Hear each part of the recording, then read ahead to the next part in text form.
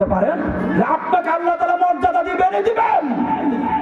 2 number point, এই যে চুল পেকে গেছে, দাড়ি পেকে গেছে, এই যে আলেম আমাদের পেজে ওনারা যদি হাত তুলে আল্লাহ তাআলা ওনাদের দোয়া কবুল করবেন। সুবহানাল্লাহ বলেন যে আমার ফতোয়া না তো।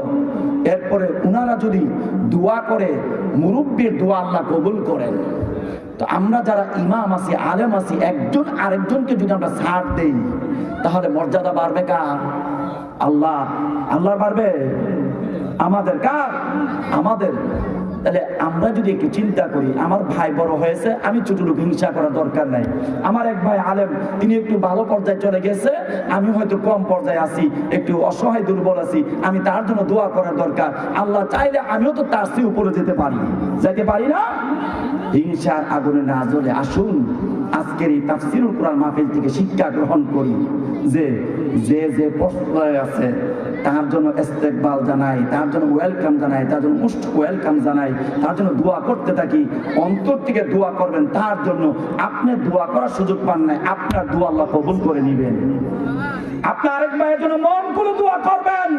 আল্লাহর কসম করে বলি, আপনার দোয়া হাত তুলে যদিও বলতে পারেন নাই, মুখ দিয়ে বলতে পারেন নাই, হাদিসটা সহিহ, এখানে আলেম আছেন, জিজ্ঞাসা করেন, আপনি বলতে পারেন না আপনার কথাটা, আল্লাহ আমার এটা দরকার, সেটা দরকার, এই প্রয়োজন, সেই প্রয়োজন, অন্যের জন্য যখন দোয়া করেছেন আপনার দোয়া আল্লাহ কবুল করে নেবেন। আসুন আমি আমার আলোচনার দীর্ঘায়িত না করি, যতটুকু পেয়েছি, যতটুকু কথা বলেছি, আল্লাহ গুলাম, আল্লাহ এই অধমকে, আল্লাহর এই আদমকে আল্লাহ যাতে বুঝার এবং মানার তৌফিক দান করেন। আপনারা যারা আছেন আপনারাও যাতে বুঝে শুনে আমল করতে পারেন, সকলে বলি আমিন। সকলকে এক সমানে দেখার দরকার, আলেমকে এক সমানে দেখা দরকার। কথা বুঝা যাচ্ছে? শেষ কথা কিন্তু আমার, কেমন একজন আলেম হয়তো তিনি দেখা গেছে কামেল পাস, অনার্স পাস করছেন, আরেকজন আলেম হয়তো কোরআনের হাফেজ, আরেকজন আলেম যদিও তার সার্টিফিকেট নাই কিন্তু একটা পর্যায়ে সে তো গিয়েছে। কিন্তু আপনি যদি তাদেরকে এক সমানে করে নেন, আপনার মর্যাদা বাড়বে না? বাড়বে কিনা? আল্লাহ তাআলা আপনাদের মর্যাদা বাড়াইয়া দিবেন।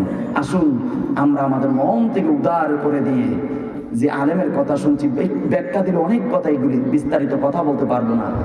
আল্লাহ তাআলা আমাদেরকে সকল আলেমদের প্রতি ভালোবাসা, সকল মানুষদের প্রতি ভালোবাসা, হিংসা বিদ্বেষ দূর করে ভালোবাসতে পারি মৃত্যুর আগ পর্যন্ত, আল্লাহ সেই তৌফিক